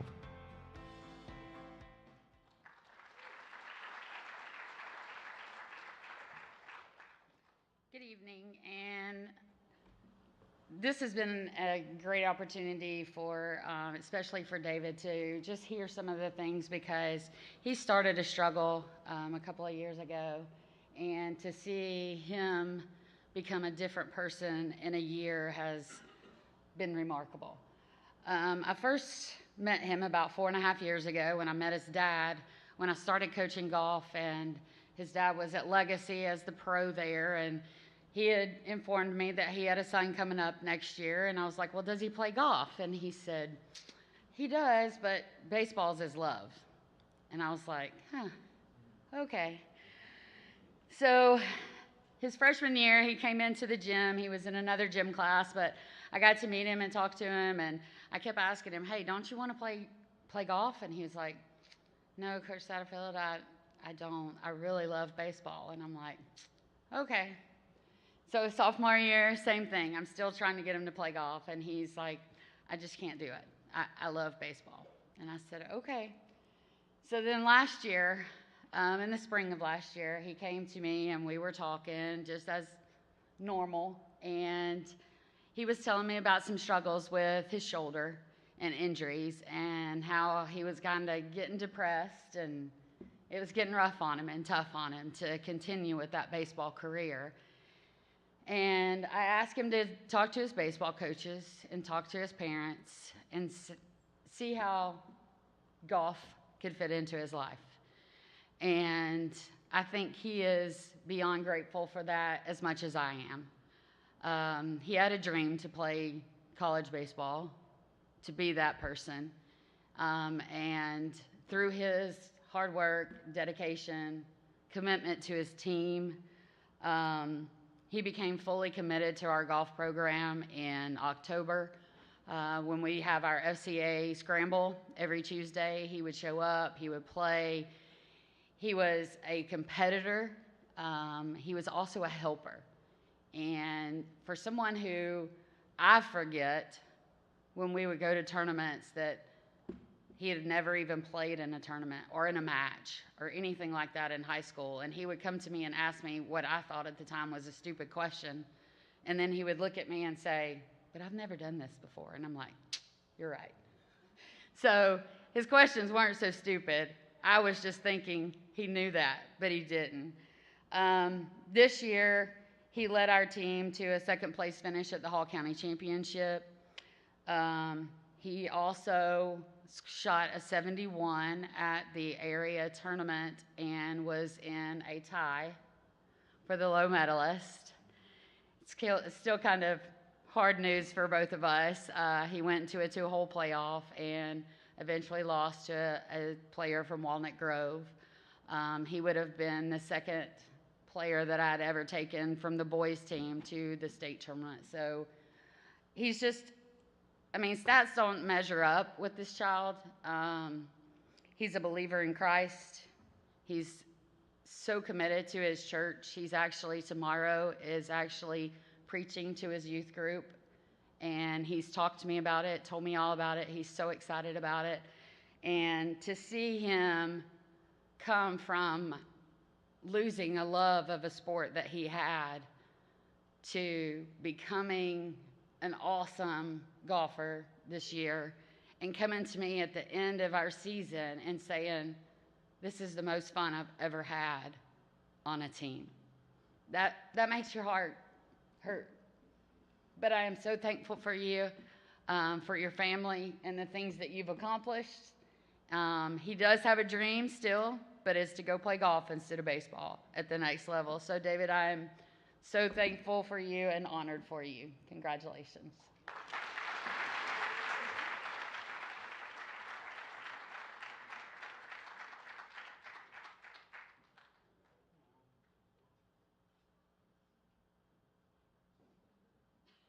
From West Hall High School, Female Athlete of the Year,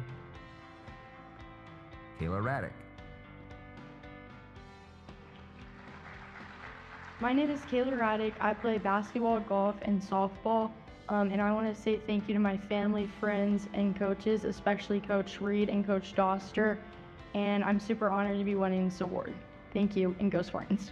Presented by head coach Brandon Humphreys. So I'm not Brandon Humphreys. My name is Brooke Shannon, or Brooke Reed. Whatever, got married. Anyway, kind of a full circle moment here. Coach Raddick, right here, actually taught me in high school. And so now I get the opportunity to have taught Kayla and EJ. The only one wasn't Chloe, but we'll let that go. But I'm super honored to be able to teach and coach Kayla for the last 4 years in basketball. Kayla, I don't know if you guys have these athletes, but you have athletes that you feel like have been there for way more than 4 years. Anybody? Not in a bad way, but Kayla's just, it's going to be weird without her because she's always there. And that's one thing I want to hit on today. Kayla was always somebody that showed up, not just to show up to get a recognition, but showed up ready to work, ready to serve, ready to pour out everything she had for her school, for her classmates, her teammates, and everything. Her caring, dedicated, and reliable nature has made an everlasting impact throughout her years at West Hall. And that's, as a coach, I feel like that's all you can ask for is somebody that's ready to show up, ready to work, ready to learn, ready to get better, and serve her team to the best of her ability. Kayla is a true Spartan and an embodiment of what it means to be principled, driven, and united. So Kayla Raddick, everybody.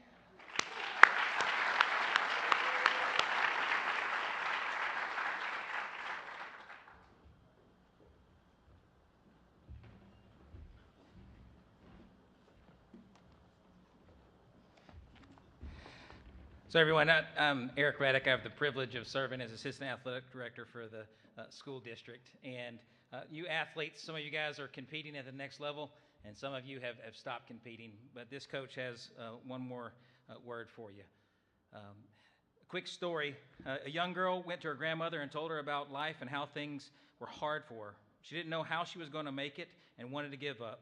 She was tired of fighting and struggling. It seemed that one problem was solved and a new one arose. Her grandmother took her to the kitchen. She filled 3 pots with water and placed each of them on the fire.